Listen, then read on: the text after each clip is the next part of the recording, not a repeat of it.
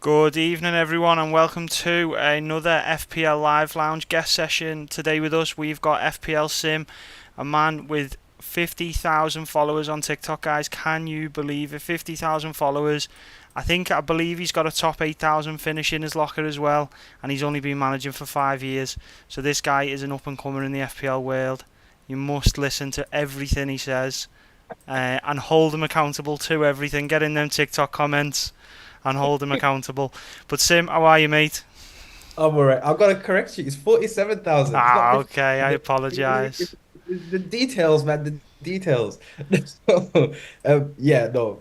It's been a crazy last year in terms of content, but yeah, I've been around for a bit in the FPL community. I've been a manager for 4.5 years, fifth and a half starting now. But yeah, it's good to be on. Thank you for having me. No problem at all, mate. So, just a quick one for those who don't know. Obviously, Sim is one half of the Stick to FPL podcast with FPL Mate, also known as Dan. Sim is definitely carrying that podcast for anyone who listens to it. He is the manager to listen to on that podcast, and definitely one to listen to if you haven't given that a listen. Give it a listen. It is a great one, really, an in studio podcast which we've really seen kind of take off this year. So it's a great watch, mate. How are you finding it? It's brilliant. It's brilliant. And I'm gonna clip that and post it. Just don't show Dan whatever you do; he'll never come on. Oh no, it's good fun, honestly. I think it's refreshing having like two different styles of managers on a show like that. And like being in person just really helps the flow of the show. But yeah, it's brand new. It's grown like really quickly. I mean, can't expect that when FPL Mate is on board, but it's been pretty good. It's been pretty good, and it's good to see a lot of other people are doing it as well. Yeah, it's as I said, mate. I've listened to it. It's been refreshing to listen to both your guys' podcast and obviously FPL Therapy with Raptor as well. They have been two really kind of. It felt kind of like what the FPL community was missing. Really, was that in studio, really solidified feel to a podcast. So they are fantastic. They're a good watch. I'll be honest. Especially stick to FPL. You guys are two really animated kind of personalities, so it's definitely a great watch as well to stick on YouTube or something like that. So there's a few guys in the chat kind of saying that they love it as well, mate. So you've definitely got some fans in tonight. Maybe Dan's fans. They might not be yours. I don't know. It's a definitely dance fans.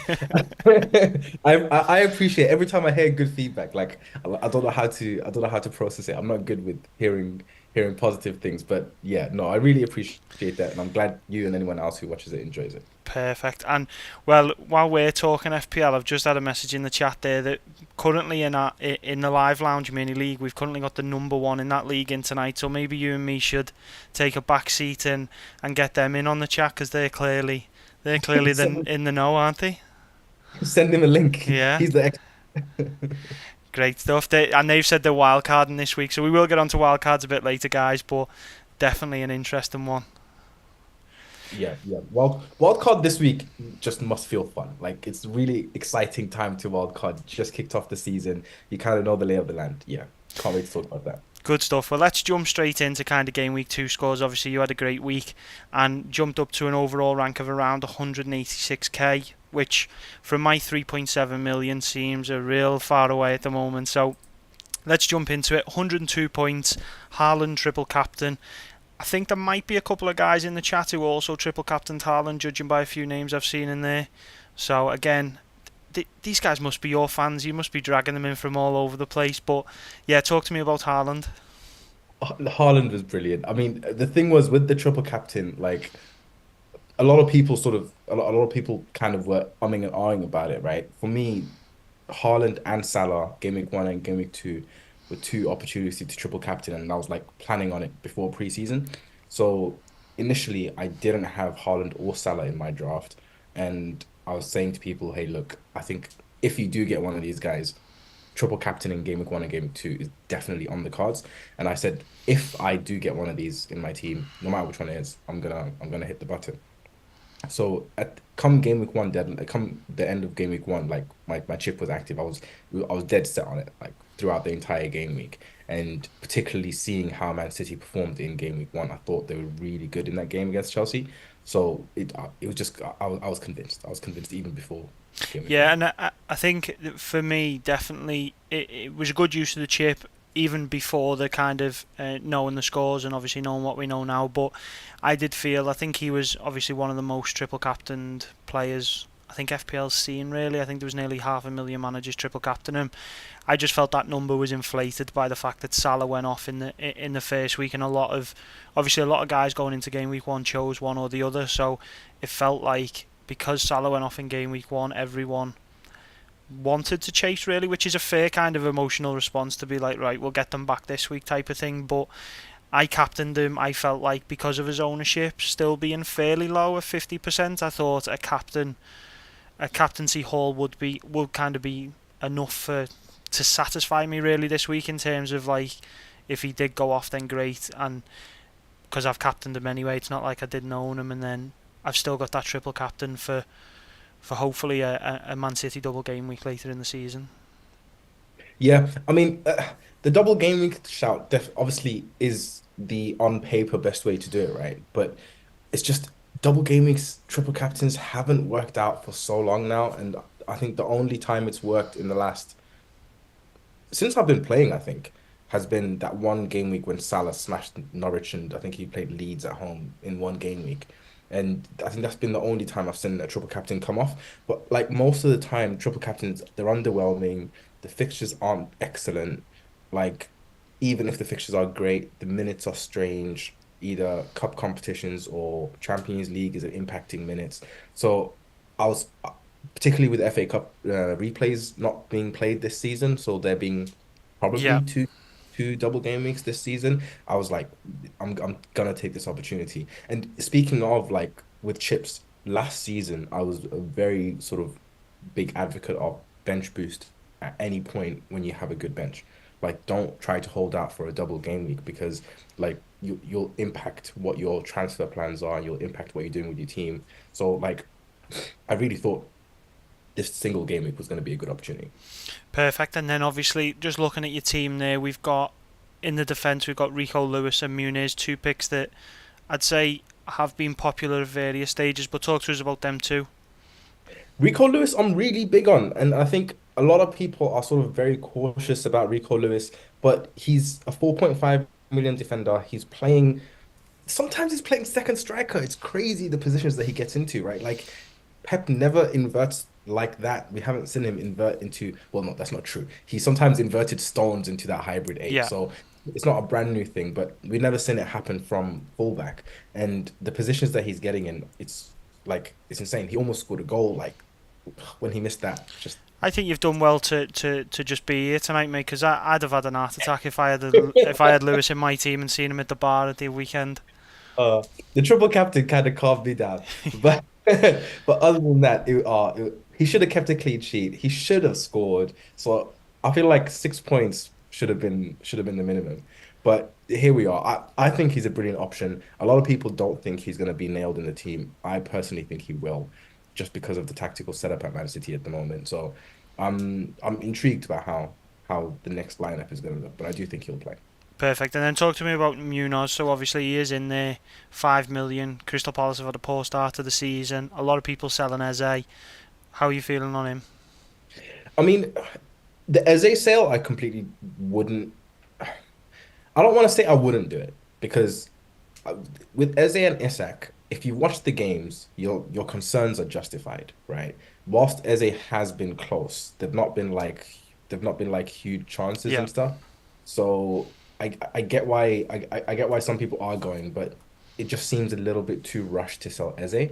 And that's sort of similar thinking for me with Munoz. Like he has looked very attacking, him and Mitchell. And when I saw them playing in game week one, I was thinking like I would happily double up with Munoz and Mitchell until they started conceding.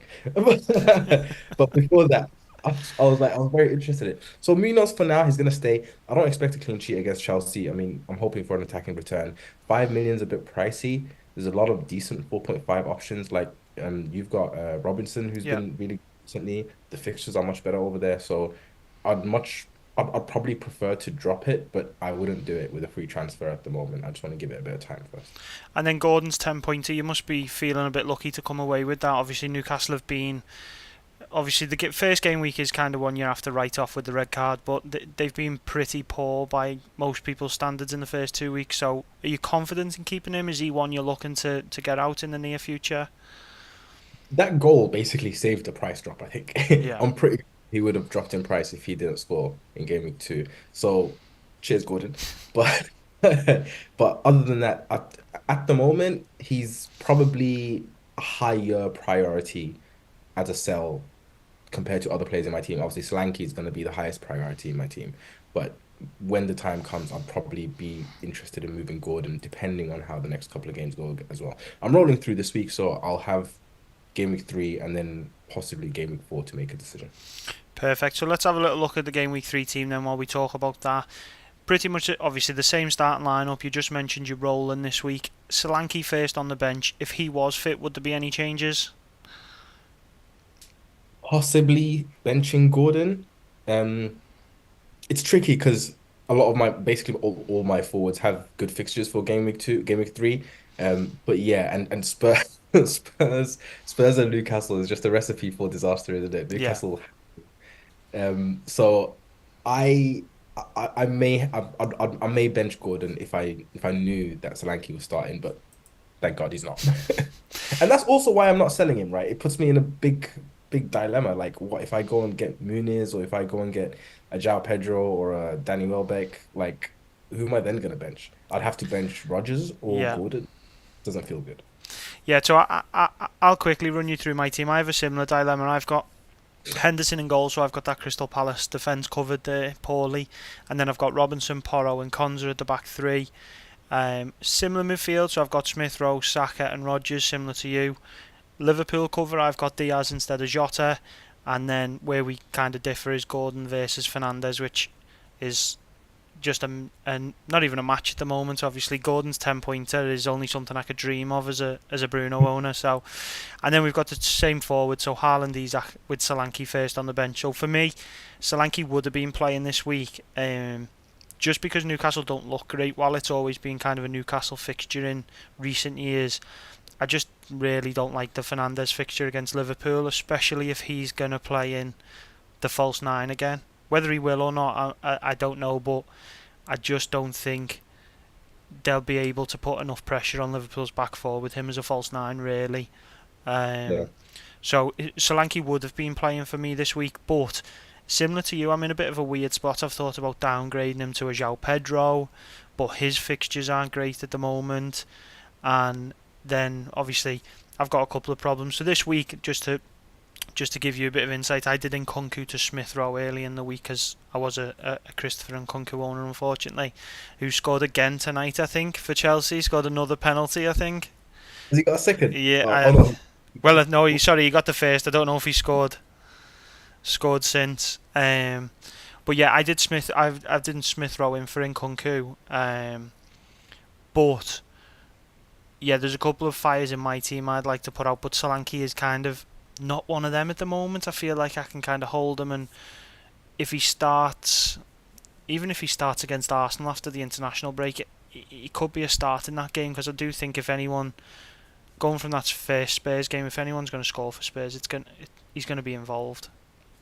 Yeah, no, I was really big on Solanke as well early season, and like early season, preseason. Yeah, We're in the so I'm not like keen to sell him, and there's none of the options that I'm big on. Like Muniz doesn't fill me with confidence. I don't like João Pedro's positioning. Danny Welbeck is made out of wet toothpaste, basically. yeah. It's at the moment I'm not like big on any of them. I wish I could get to Kai Havertz, but I mean again the fixtures aren't brilliant over the next 2 or 3. So yeah, at the moment, like he can rot on the bench. Hopefully he can keep dodging those point drops, those price drops. Yeah. We'll get away with it. I don't know how he's doing that. Every week he's on all the predictors. He's been predicted to drop, and every morning I wake up and he's still there, 7.5. Absolutely just stoic at 7.5. FPL clearly don't want to drop Yeah. him at this point. Someone at FPL Tower is definitely onto Yeah, I think they're definitely a Spurs fan somewhere in there that's got his that. finger on the button. So just a quick one for kind of my team. Obviously, I've thought a lot about in coming weeks, looking at the potential to do Bruno Fernandes down to whoever really, anyone kind of 6.5 and below, and going Porro to Trent, because that was something I really toyed with pre-season, and obviously it's come back to bite me basically. Obviously with Trent having a good start to the season and Fernandes struggling really. What are your thoughts there on kind of? I've got no Arsenal, no City defenders, no Liverpool defenders. What are your kind of thoughts moving forward? Are they must-haves? What teams would you be targeting? So, I mean, this season just started so much differently compared to last season, right? Last season, you're basically begging for a clean sheet. And now Arsenal have kept two on the trot. Liverpool have kept two on the trot. City have one and should have had two. Like, I think those guys who started with premium defenders are the ones who are winning at the moment, right? So I think not having Arsenal defense is probably okay for a few more game weeks. It depends when you're going to wild card.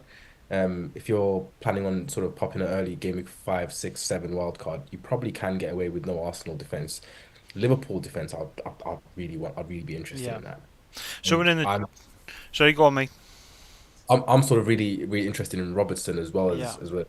And Gvardiol to Robertson works right. But knowing me, like Rico Lewis will lose a spot and Gvardiol will start smashing it, or the other will happen and Gvardiol will lose a spot. Rico, whichever happens, I'm just gonna make the wrong decision. I know it. But Yeah. yeah, Robertson, Gvardiol to Robertson is something I'll be interested in. Yeah, someone in the chat just mentioned Robinson actually just before we started talking about it, saying thoughts on Andy Robertson. I think he's been very promising, and I'm thinking of owning both him and Trent. Mm. I think it makes sense. It makes absolute sense. And Robertson's not been getting hooked early. Trent's coming off early and sulking about Mm. it. Yeah, But there was a bit of a tantrum the other day, wasn't there, after he come off? yeah, and like Robertson's putting in loads of crosses. Like he really looks like a couple of seasons ago, Robertson. So something I'll definitely be interested in. But you just know Trent's gonna score a free kick. He's gonna score a banger. It's gonna be a 12 pointer, 18 pointer. Yeah, it's pick your poison, right? Whichever one you can afford. Yeah, and I think for me in terms of the premium defence, you were spot on. Really, I am looking post game week 6, so I think that's probably the earliest I'm gonna wildcard unless like if Luis Diaz loses his spot with Chiesa coming in and Fernandez carries on disappointing, then I think there's kind of potential for me to pull it earlier, but ideally 6 onwards would be great. And then I'm going to reassess with the kind of premium defenders at that point when Arsenal and City's kind of really fixtures really swing, so they're excellent then for kind of 6, 7 game weeks. So definitely something to look at. Let's jump on to your game week 3 free hit.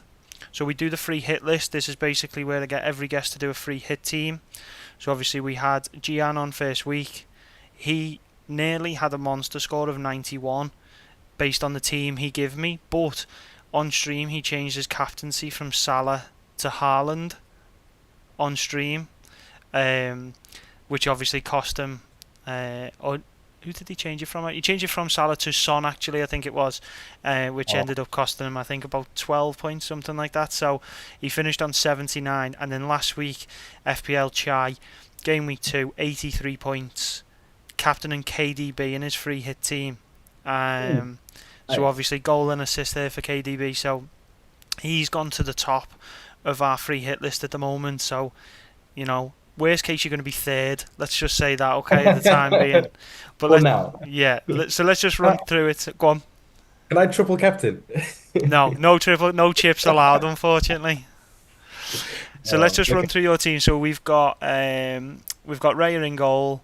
We've got Rico Lewis, obviously waxing lyrical about Lewis. We've got Robinson and then Robertson. So we've got the two Robs in there. Obviously, we just talked about Robertson, Lewis, and then in midfield we've got Madueke, Smith Rowe, Saka, Mbemo, and Palmer. With Palmer's the armband, are we going to keep it there? We've had Yeah. yeah, Palmer's definitely having the armband for me this week. I would not be captaining Haaland this week if I had Palmer like in my normal team. I think this is definitely somewhere a game where I'd try to punt against it. So yeah, Palmer's definitely the armband. I might reconsider that Madueke one though. He's playing today. Let's see how many minutes he gets throughout this stream, and maybe I'll make a transfer. I am open. The deadline does hit once the stream ends. That's my FPL deadline. So for the free hit list, and then up front we've got Haaland and Muniz. What are your thoughts on Muniz? It's just the fixture. It's just the fixture. Yeah, It's a fixture play. I'm not big on Muniz.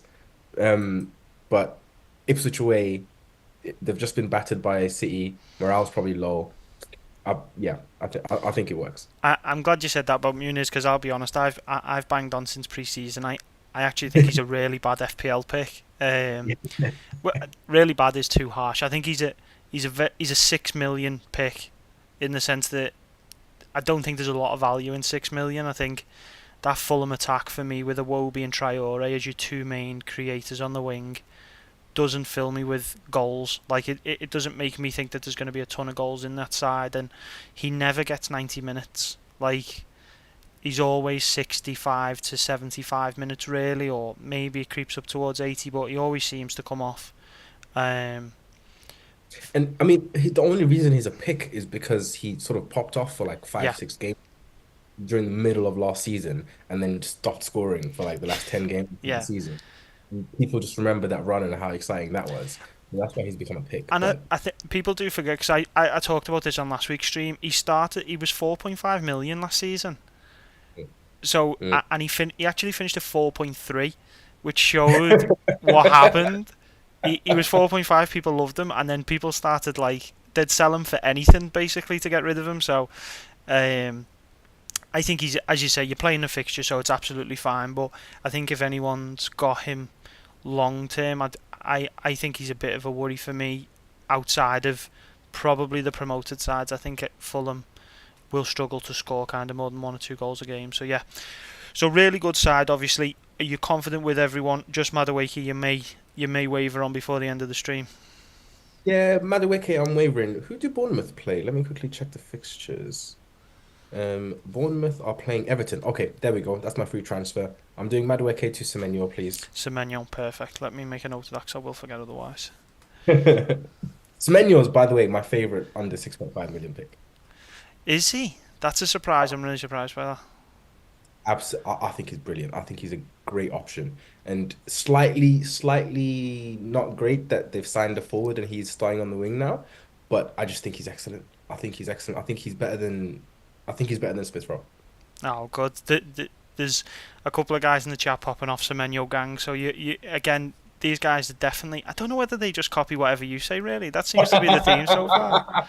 No chance. No Yeah, chance. They're just clearly FPL geniuses yeah. that are like agreeing with my genius. I think I there's think some that's brown envelopes going on in this chat. The guys taking pays just to give some good comments in these chats.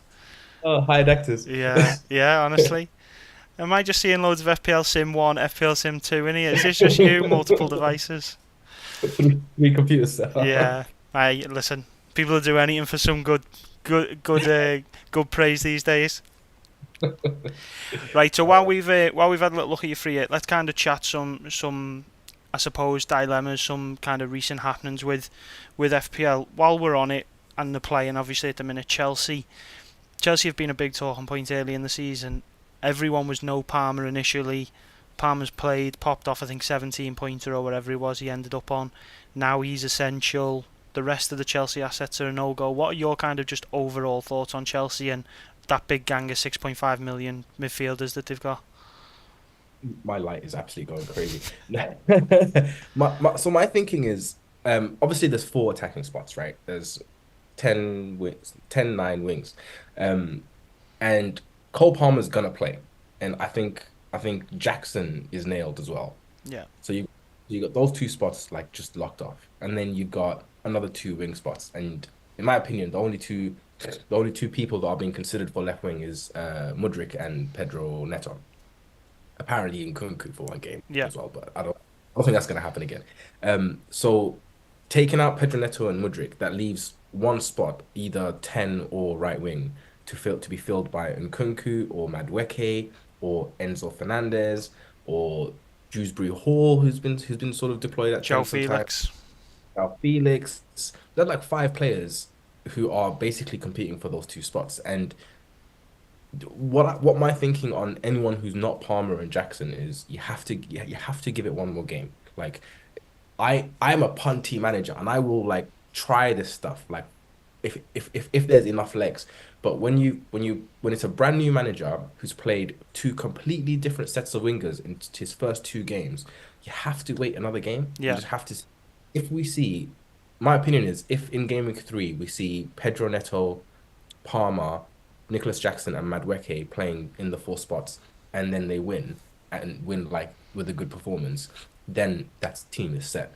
But if that doesn't happen, like I'd be very concerned about going to with anyone who's not called Cole Palmer. And Palmer's like my favorite FPL pick, by the way. yeah. The only reason I have him is just because pricing didn't work for me, and I wasn't comfortable with the game week 1 fixture. But I will buy him soon. Perfect. Someone's actually just said that he's come off. Madueke's come off at 63 minutes with Nkunku still on the pitch. It Okay. it definitely seems like opinion, obviously now based on the weekend and the two midweeks. Nkunku firmly seems like he's out of that first choice 11 at the moment. Yeah, yeah. I like Nkunku was. I said you should sell Nkunku game week 1. Yeah, I was very like down on Nkunku. I didn't think he was a. I'm sorry, you bought him, but I didn't think he was a good option in game week 1. And then I definitely said you should sell him after game week 1. But here we are, about to hit 6.3. yeah. It's. I think it's one of them. You always tend to see one pre-season that kind of everyone talks up because I was very low on Nkunku and kind of built up to having him in the side on the basis that I thought he would outside of Cole Palmer. I thought he'd be the most nailed into this good fixture run. Happy to deal with whatever come with Man City, and then see the good fixtures in after that. But yeah, he's firmly off anyone's list at the minute. If you've got him, sell him at all costs. And um, Yeah. but it's FPL when he's going to start at the weekend, get 60 minutes and end up coming away with a goal and an assist or something like that. A nice 10 pointer. Classic FPL. Yeah. Everyone done Nkunku to Madueke. Classic FPL. Madueke doesn't start. Nkunku starts and smashes it. It's just classic, isn't it? Yeah, well, if he gets close to 90 minutes now, the narrative's got. If you own him, the narrative's got to be that he's now fit enough to play 90 minutes, so maybe he can play two games in 4 days, surely. Oh, imagine. They run you off FPL Twitter. Yeah, it'll be crazy, and you know the guys who've brought in Smith Rowe and Rodgers and everyone else, them guys are just going to stink up everyone's team this weekend, aren't they? And Nkunku's going to go off basically. Classic FPL. Yeah, Has so to happen. going on to kind of another team with now a plethora of attacking options, Liverpool. Obviously, Chiesa's just come in. They kind of now look like they've got two players for every position. They've got Diaz and Gakpo on the left. They've got Soboslai and Elliott kind of filling that 10, Jota and Nunes for the 9, and then Salah and maybe Chiesa. He can play everywhere. So let's say he's back up for Salah. They've kind of got two spots. Do you think that's similar to Chelsea where anyone not named Mo Salah doesn't, it's not worth it? Or I'm really. I mean, I'll probably throw this to you in a second, but like, I'm really hot on Jota. I think Jota's brilliant, and I think Slot, I think it is, isn't it? yeah, His comments about him and his comments about Nunes earlier on in the season, in pre-season, were like sort of really telling that he liked Jota and he wanted Jota to play. So Jota, I'm really big on for now, whilst minutes are safe. Obviously, Nunes had his international ban, and Jota's gonna go for yeah, international. So we could see that becoming a problem immediately in Game Week 4. But obviously Salah's gonna be nailed. Chiesa, I don't think walks into the team, but I'll take your opinion on that. And like Luis Diaz, is it you got Luis Diaz, yeah. right? Really an option. He's outscored Jota so far, right? I think they have. I think he has outscored them only by a point or so. I think though. Yeah. And like he's an option that is just not being considered anywhere near as much as he should. But it just makes it so much worse now that Chiesa has side because he will get minutes. Yeah, 100%. In terms of my point of view, obviously, before we knew anything of Chiesa, I thought people were really high on Gakpo, especially in kind of the Liverpool fan community, and that he was going to get that left wing spot because he had a great Euros, and I think because Slot's Dutch and Gakpo's Dutch, and kind of just that connection everyone's made that he's now guaranteed to play. But we've seen it happen before. Gakpo had the great World Cup, performed well, couldn't do it in a Liverpool shirt, has had a great Euros, come back, and that's not to say he's not a great player, but just in terms of FPL, we haven't seen him get the minutes to deliver regularly.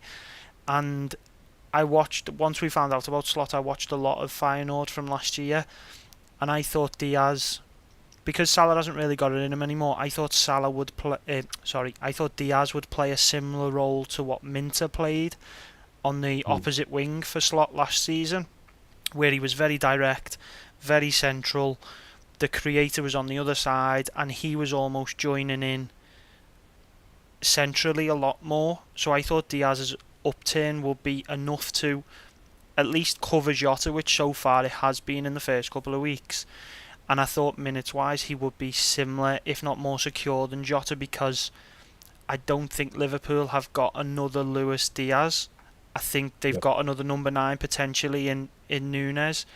But now with Chiesa coming in, I think he probably is back up for Salah because he can play that side, but that's not to say he won't get minutes off Diaz because we've seen Gakpo come on in the 9 in game week 1, so I, it's kind of just Salah or no one. I think if you were buying right now and you had none of them, I think you just go Salah and pray that his minutes stay up towards that kind of 80 plus really. But again, I do think there's probably a couple of minutes coming off his expected Yeah. minutes number really. Yeah, I agree with you. I think Jota's been sort of fun for now, but I'd be very worried from game week 4. Maybe just for game week 4. Yeah, But right, with Diaz, like his minutes are going to get impacted. And I yeah, was sort of in the boat where I thought Gakpo would start off left wing too. So it's been interesting to see that Schlott's gone for Diaz and he trusts him there. And like he's performed really well. Like yeah. on the counter, you guys have been brilliant. Like defensively, you're really solid. So I don't see why he would randomly like miss out. But the minutes are probably going to start to reduce. Yeah, I think across the board we see that with most teams now. There's not many teams, obviously, and there's not many players that really now we can class as kind of 100% nailed. Really, there's maybe one or two in every team, but the squads are that good now across the board. It's really tough to nail them players down. Move on to a bit of transfer news. Obviously, we just spoke about Chiesa and his impact on Liverpool. Let's go down the league a little bit. Let's talk Eddie Nketiah. So he's always promised so much, obviously for Arsenal. And when he's had minutes, people have had him in their FPL sides, and he's been in and out.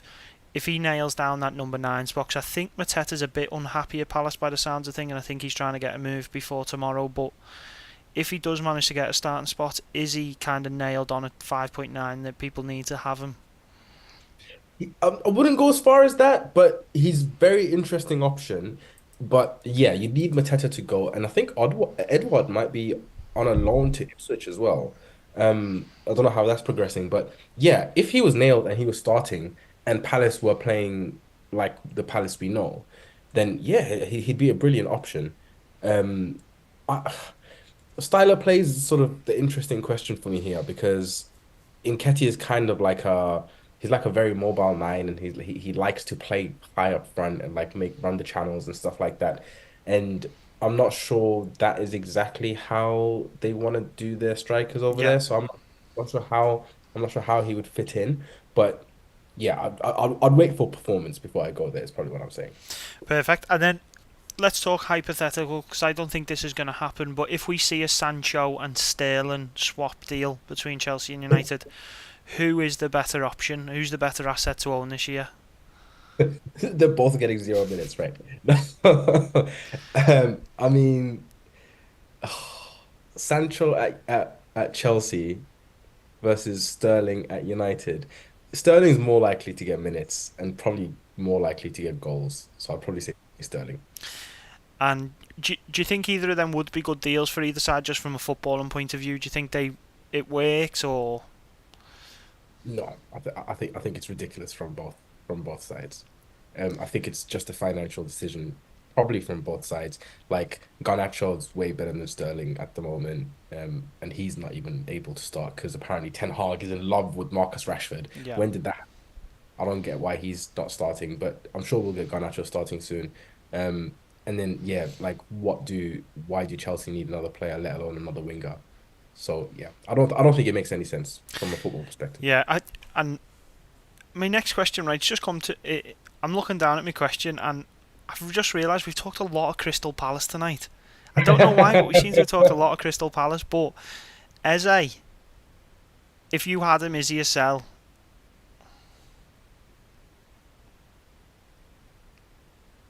If I had the only way I'd sell Eze is if I had two free transfers and I had no other problems. Other than that, Obviously, he's just a hold.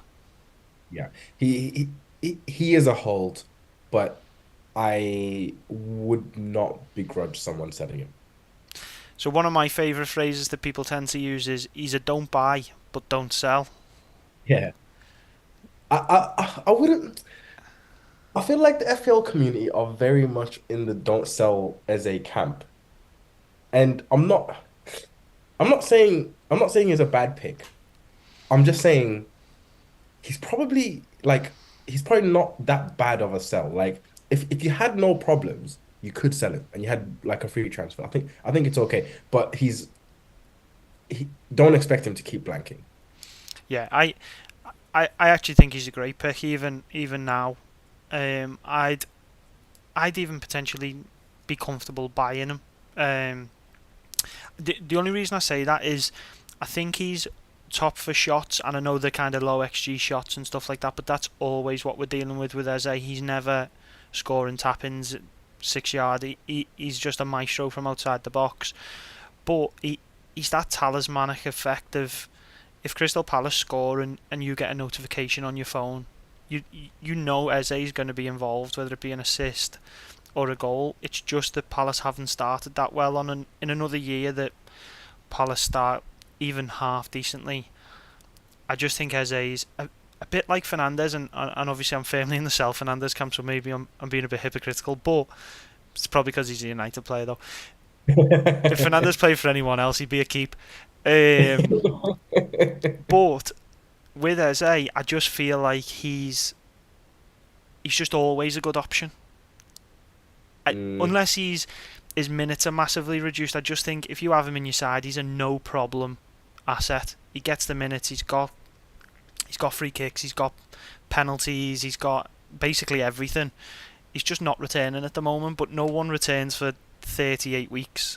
So I just think like he's a hold. Don't sell him. And if you're in a bad spot, he'd be on my short list of like Bruno Fernandes replacements with the likes of Mbeumo and people like that. So, mm. but I hear it. I hear it. I think you're right in saying obviously he's a talisman. Obviously he's likely to perform at some point. Uh, It's just how much do you trust that Crystal Palace are gonna yeah, start performing? And that's the only question. My question marks aren't around Eze as a player or Eze's ability to return. It's more around have we kind of overestimated yeah. what Crystal Palace? And I'll be honest, in my mindset, I'm thinking there's been two bad game weeks for Palace. Surely they're due a good one. Like, It's due, right? yeah, it's due definitely. But obviously, the analytics community would frown upon my thinking of. Well, maybe what do they call it? Variance? Maybe a bit of variance that they've had two bad games and Eze all of a sudden is going to pop off against Chelsea. So Analytics are very big on Eze. yeah, Not like they would not even consider selling him. yeah. As I said, I think he's a great option. Let's get on to the juicy stuff, and this is probably going to be a topic we talk about for a good few minutes really. But the wild card and the use of the wild card in game week 3. I don't know if there's been, I wouldn't say massive amount of managers wild card in game week 3, but there certainly feels like there's a growing number of people wildcarding this week. What are your thoughts generally on a wildcard? Not about players, just wildcarding this early in the season. Do it. Like I got no issues with it. I think a lot of people do it between now and game week 8. Like every week there'll be like a massive group of people that are wild carding. I got no issues with it. Like we've got a lot more information about what's going on. Early wild card sets you up throughout. Like it sets you up based on what's already happened. You know what's going to happen in terms of what's likely. It's good. The only problem is there's a lot of international breaks in the first 15 game weeks, and a wild card helps fix a lot of problems. So unless you do have problems, I would probably be against it. But a lot of people do have problems, right? Yeah, There's people, Kwanzaa and Kunku, Bruno Bar, Fernandes. Fernandez, Eze, Yeah, like Solanke. There's a lot of problem players. So it's if you have five problem players, you should probably really consider a wild card, yeah. right? And if you were wildcarding this week, what would first question would you be Haaland or Salah? Just no other options. Would they be which one would be the first name down, or neither, or I both? don't, I don't know the answer to that question. I don't know the answer. I'll be very honest. I don't know what I would do. I would. My heart says you should go without Haaland if you wild card now. That's what my heart says. And then you figure it out when the fixtures turn better. But it is dangerous, dangerous, dangerous games playing no Haaland right now. Yeah, Like you look absolutely on it. And I'd yeah. All I know is I wouldn't do both. I don't think it's sustainable to do both. Cole Palmer would be in my team guaranteed. And I would probably go without Haaland, I think, if I was pushed on it. But I mean, this is why I'm not wildcarding, right? I feel like you have to be sure about what you're doing when you're yeah, wildcarding. Not, I don't know the answer to that question. I would probably flip flop. I'd have a draft with Salah, have a draft with Haaland, flip yeah. until seconds. Yeah. My kind of two pence on it is like I think in the short term, obviously the fixtures are better for Liverpool just because City have got that Arsenal fixture in there. But I just think you're gonna want Haaland in the next 10 game weeks, let's say, for more of that than you want Salah. So it just feels like if you've already got Haaland, whatever kind of setup you've got, even if you've got to take a -4 at this point, or even a -8 to kind of sort out 3, 4 players, if you've got Haaland, I think you're in a really good place. If you've got Salah, you're probably also in a really good place to roll through the next few weeks as well. So I generally my general thoughts on wildcard three are you've got to have a lot of other problems outside of them two to really like 4, 5, 6 issues to really justify. Mm. I was on FPL Juice on Tuesday, and so there was four of us on. One of us, I had triple captain Haaland obviously, but everyone else had basically 75 points, which was just about enough for a green arrow, I think, Yeah, this week. Um, one of them was Haaland only, captained him. One of them was Salah, no Haaland. Another one was neither Haaland or Salah, yeah, and everyone got 75 points. So it's like there's multiple ways to play the game at the moment. I just think with like I've just pulled up the fixtures. Like Liverpool, you guys are playing not in game from game week 4, Forest at home, Bournemouth at home, Wolves away, Crystal Palace away, Chelsea at home. That run, if I was wildcarding now, I think I'd have to get Salah. And that would mean that I wouldn't go Haaland. But then you can't wildcard out of it. You know what I mean? yeah. So, it's so tricky. I don't know. I don't know. I'm stuck. I'm stuck on that. I can't answer that question. That's why I'm not an expert. You sit on that fence, mate, as long as you can, not a problem. And then if so, again, kind of more structurally now with a wild card, would you, if you went Salah, would you be going three premium midfielders so you completely downgrade the forwards? Maybe Isak is your most expensive or a Watkins, and then would you have kind of Saka, say a team that has Saka, Salah, and Palmer in there? Really, is that what you'd kind of look at? You think with no Haaland? Yeah. So a wild card draft for me would have Salah, Palmer, Saka for sure, and Watkins. I think those four would be sort of a shoe in. I actually did a wild card draft, and Watkins didn't make it. But the more I think about it, I think it's right. If I just quickly pull up my Yeah, of wild course. card, I think I picked Haaland in that actually. Um, but that was for content, right? And if you don't pick Haaland on content, they absolutely slaughter you. Maybe that's the way to go then. You know. Uh, yeah, I can't. Let me just quickly dig it out. Wildcard draft. Here we go. Yeah, I had Cole Palmer in there. I had Rico Lewis, Robinson, Haaland, and I had Jackson in that. Which I think is interesting for the fixtures. And Jackson, a lot of obviously we all make fun of Jackson, right? But he got 14 goals last season. Yeah, He gets assists. Like Chelsea, when Chelsea score, they score a bunch. Like I don't hate the Jackson pick, and he's the same price as Solanke. So I like. that idea popped into my head and I quickly put it away. I'm not doing this to myself. But no, I think he's definitely interesting. But like thinking about it properly, I think definitely I would have Palmer and I would definitely have Saka. And then if I didn't have Haaland, I'd have Watkins. If I did have Haaland, then I would pick a cheaper forward, yeah. But if you were going Haaland, would you have Cole Palmer in again, non-negotiable? He would be in there. Yeah. I would not be doing a Haaland and Salah draft. That's just guaranteed for me. So it Yeah. would be Palmer and one of the other two. Then is Yeah. Yeah. perfect. Cole Palmer would be my premium of choice. Perfect. Good stuff, mate. Good stuff. And kind of again more structurally with a wild card before we kind of chat maybe individuals who we want to see in there. We seen in game week one, big at the back was back. All of the big defenders returned. Everyone over 6 million, I think, returned back. Kieran Trippier, I think. Game week two, while they still did well, obviously City didn't keep a clean sheet. Um, and we seen maybe that drop off. Obviously, Porro kept a clean sheet, but no major attacking returns, no bonus in there or anything like that. And it's kind of gone quiet on that front because people are during this wildcard period they're kind of switching to making sure we've got the premium midfielders in there.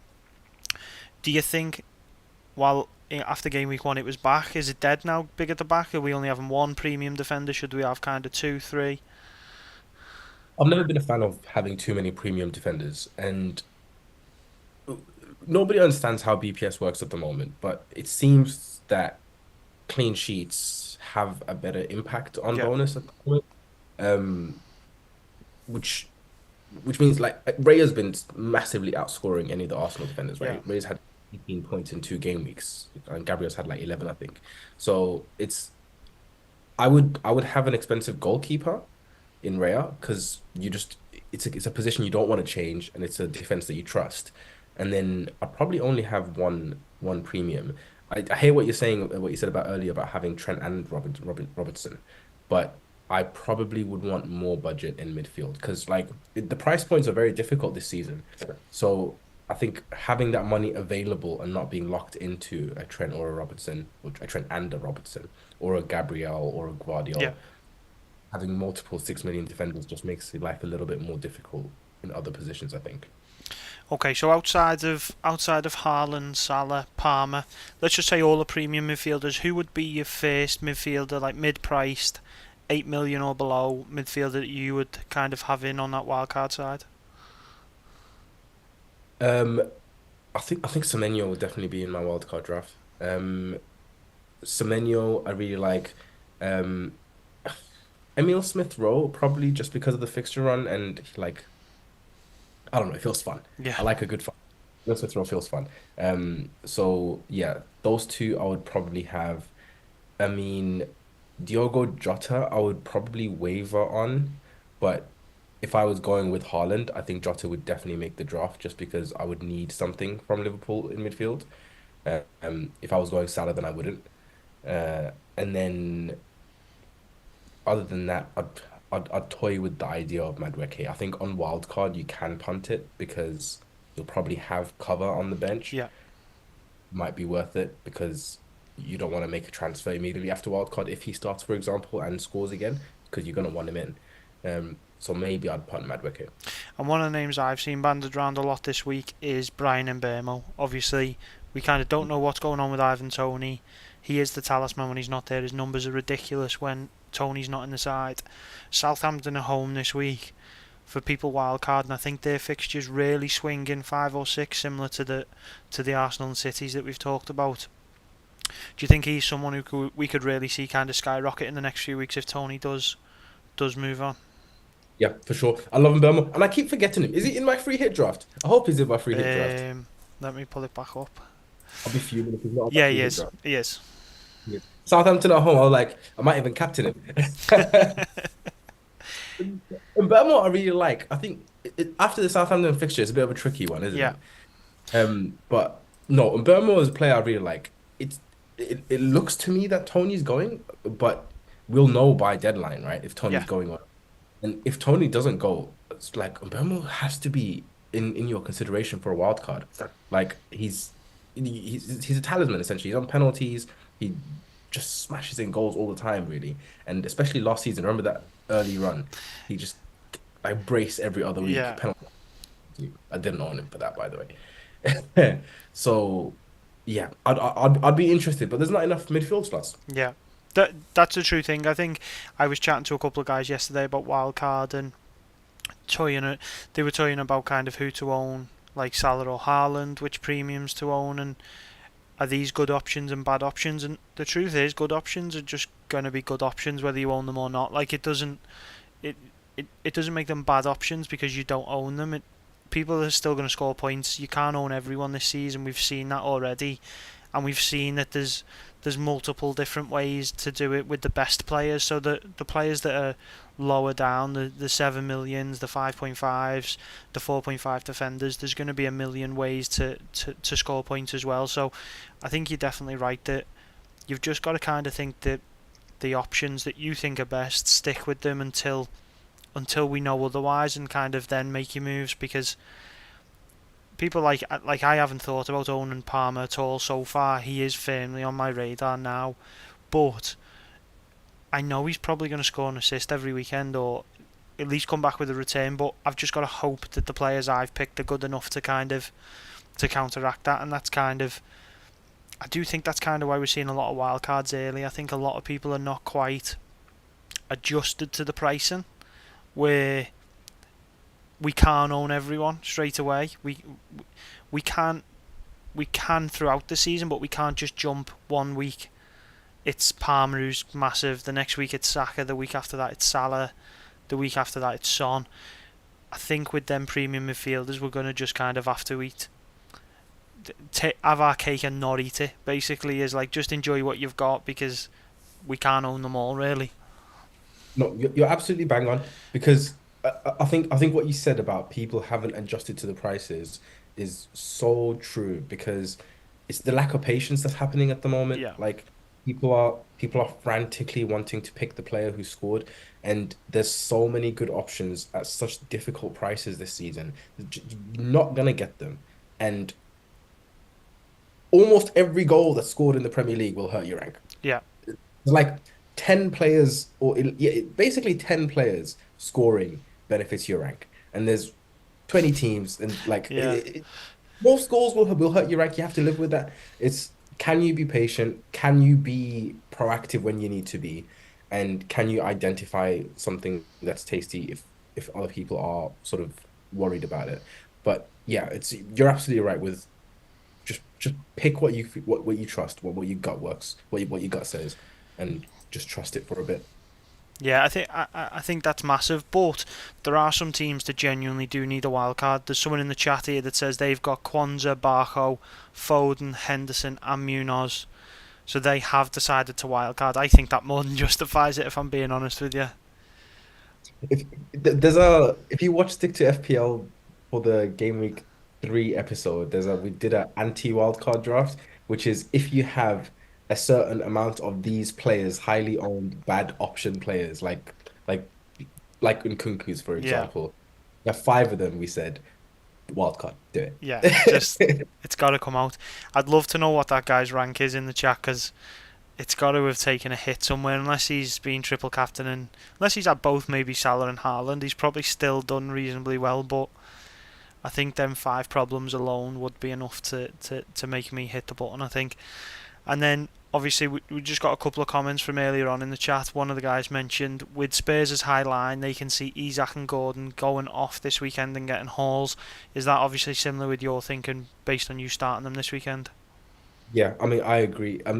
Even Spurs fans would agree with you. Like Newcastle are just, they just hurt Spurs every time they play, and like wide wingers, really sort of dribbly forwards as Isak is, it really does well for them. So I think they were unlucky against Southampton, obviously because of the red card. Somehow won.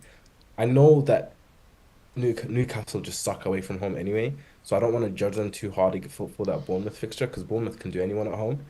And I think this one is going to be my litmus test. And if we see a bad performance from Newcastle this game week, I'll probably be selling one of these Apple Gordon. I think that I think that's more than fair. They haven't looked great so far, despite obviously Gordon, I'm going to say really luckily getting you that goal at the weekend because I don't own him, so it was really lucky.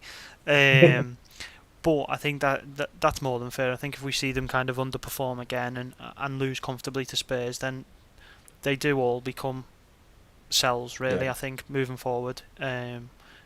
Definitely, probably moving ahead of some other problems, especially from like me. If we see another poor performance from Isak, and Bruno's done what he's done in the first 3 games of kind of high XGI, but doesn't deliver, all of a sudden Isak becomes a bigger problem than kind of Fernandez, which is Yeah. a huge problem for me because I'm desperate to sell him as soon as I can, really. Yeah.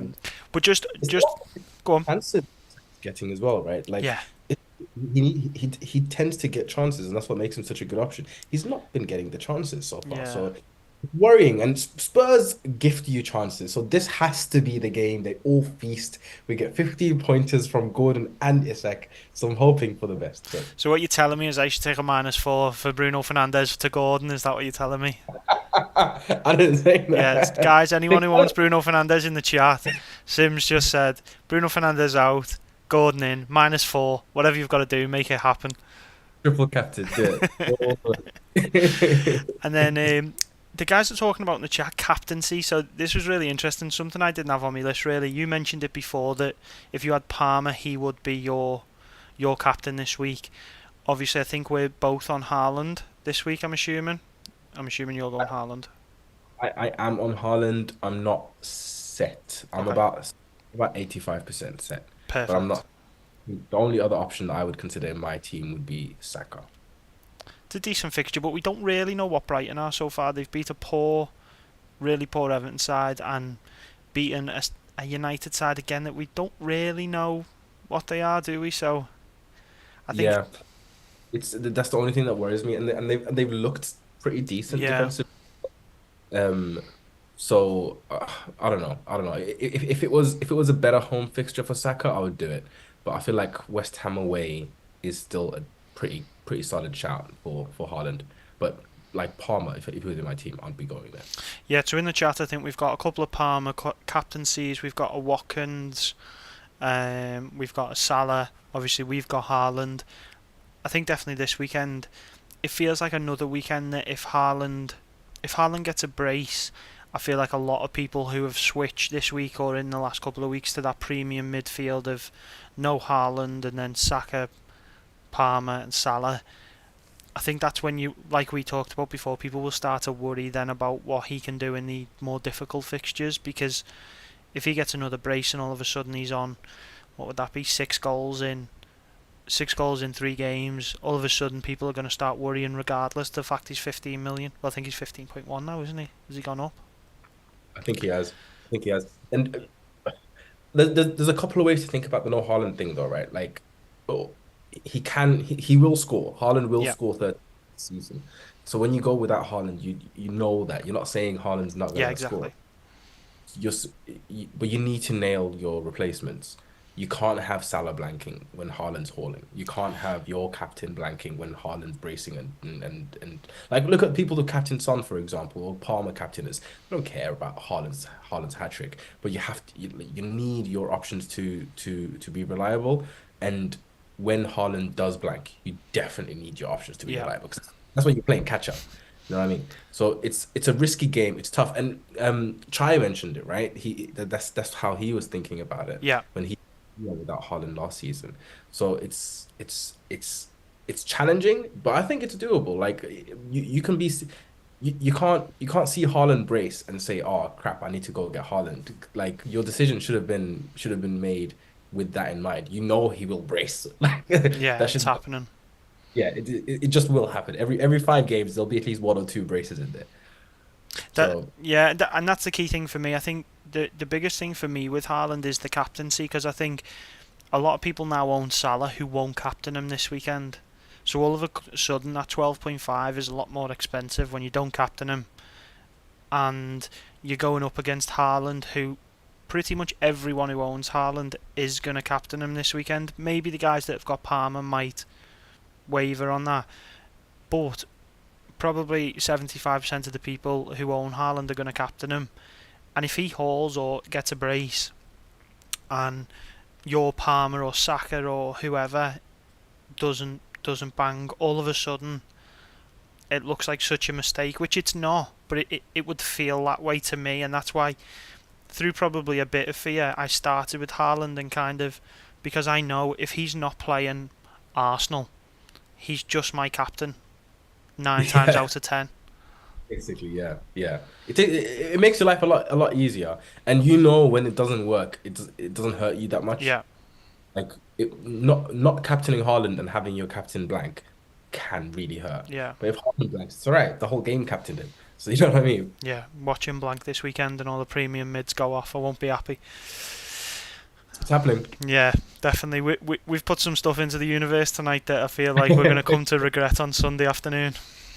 I'm gonna rewatch this. Yeah, we'll be crying. We'll be reaching for the tissues. A couple of the guys obviously in the chat, one has asked, I know we've talked about it a little bit, but thoughts on Mbeumo and Semenyo, and I'm just going to add to that. You've been really high on Semenyo and Mbeumo. If you had to pick one, price not included, which one would you go with as an FPL asset? The price matters though, doesn't it? Not price not included. I'd go in Belmont. He's the better pick, Okay. but the price matters. So Because then Mbeumo, including the price, if you had one spot, I would go Semenyo and use the money yeah, elsewhere. perfect. We've just had someone mentioned in the chat there, Tony has been confirmed to the Saudi League, so does that change your mind? Would you definitely go Semenyo and save the money? Is it a there we land? I hope it's a there we land. I'm all for there we land. No, I mean my presumption was based on Yeah, Belmo, Tony not being there anyway. So yeah, I would still say I like Semenyo at that price point. And Belmo's 7, unless I'm losing my mind here. yeah, he is. He's 7, okay, yeah, and Semenyo's 5.5. So you got 1.5 million to play with. Like that's the difference between a Porro and a Trent, right? So it's a big jump. It's a big jump. So yeah, I would go Semenyo for the money. If the money didn't matter, then I would go. As in, if you're happy with the rest of your team, then I'd go with Bema.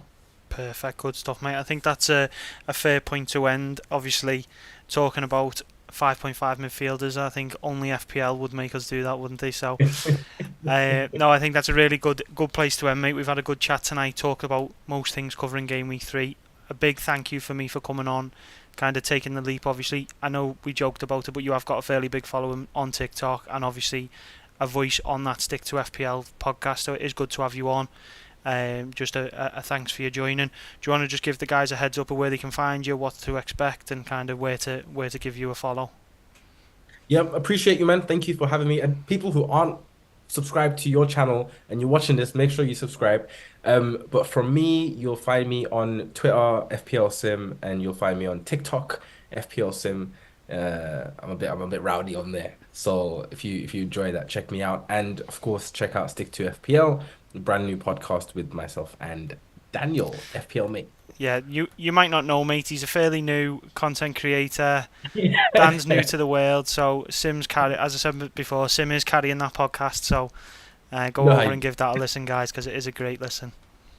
yeah, yeah, definitely check it out. And yeah, thank you for having me on, man. It's been a great episode. It's been great, mate. It really has. It's been enjoyable. Guys, in the chat, if you haven't already, give the stream a like. Drop us a comment on the stream as well. Tell us that you've loved Sim. Give us some good feedback. He might come back on later in the season if he's had a good time. And as he mentioned, don't forget to subscribe to the channel because it does really help as a new channel in there. So thank you very much for tonight, guys. And I'll be back next week with the full rundown of Game Week 3. Cheers, guys.